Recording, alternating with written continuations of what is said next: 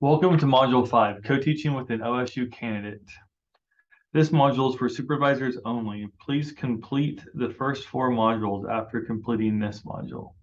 Before completing this module, sorry. As a reminder, the supervisor serves as a very important role in the internship process. Supervisors represent the university in the field with both the candidates and the mentors.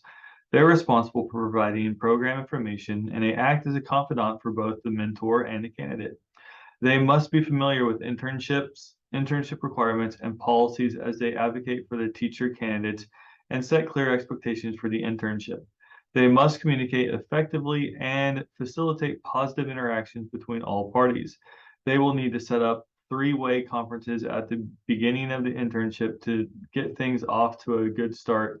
And again, at the end of the debrief effectively with the mentor and the candidate. The supervisor is the first contact for any difficult situations that arise, so good mediation skills are critical. The implementation of the Praxis Performance Assessment for Teachers, or PPAT, is a uniquely challenging experience for our candidates. Supervisors need to be aware of the process and help candidates stay on top of the deadlines. There are 4 tasks and 4 separate due dates that will be handed primarily through the internship course that each candidate is enrolled in. All candidates will need to video themselves teaching for the final task, and they will need to collect permission forms from parents for the video. Be prepared to remind students to stay on top of the deadlines and reassure them that no step is perfection in this expectation. Help them prepare by using appropriate terminology when providing observation feedback. Your faculty should give you the rubrics and an outline of the task and set of due dates. You'll need to keep complete records of your visits and obtain signatures as you go. We will provide you with a travel log and an observation form to complete in order to receive your stipend. Turn both forms in to Kat Colson, 405-744-9506, in 325 H. Willard Hall at the beginning of the semester with all appropriate signatures. Mileage reimbursement is handled through each content area department. Check with your department head to determine if mileage is appropriate and will be paid.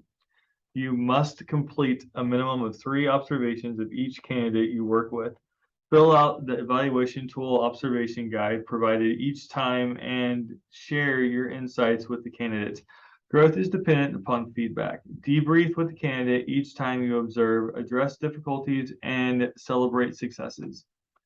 Remind the candidates regularly that attendance in the internship course is required and help them keep on pace with their PPAT work.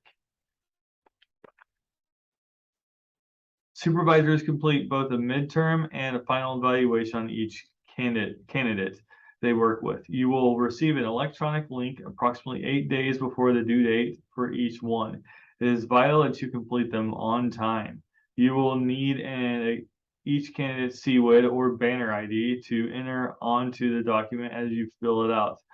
We hope you will be honest in your assessment while at the same time keeping in mind that candidates are novices at this point in their careers. The internship is structured so that the candidate feels supported and has multiple sources of information and encouragement. The supervisors help orient mentor teachers to their role in the clinical practice experience. The 3-way meeting at the beginning of the semester is essential for introducing all partners and establishing the roles in the process.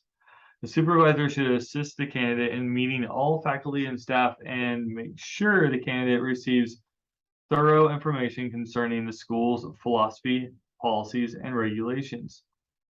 The candidate will send updates each week to the supervisor in the form of weekly reflections. The supervisor should respond occasionally and check in via email as necessary. As stated before, the supervisor makes 3 observation visits and provides feedback after each opportunity to watch the candidate teach.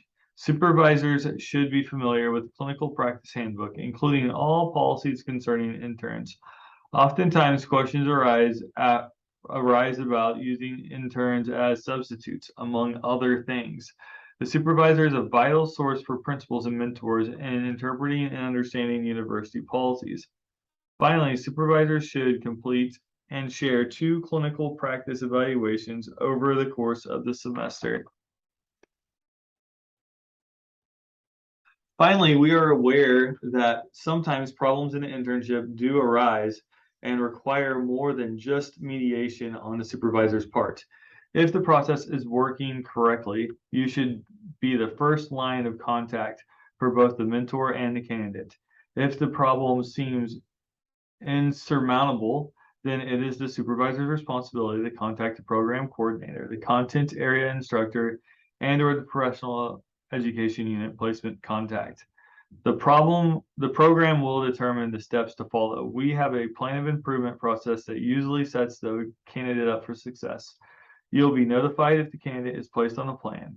Do not advise the mentor or speculate about the plan, placement changes, or termination. It is important for the supervisor to encourage the mentor to share concerns in detail with the program, the PEU, and the supervisor so that the program can determine needs.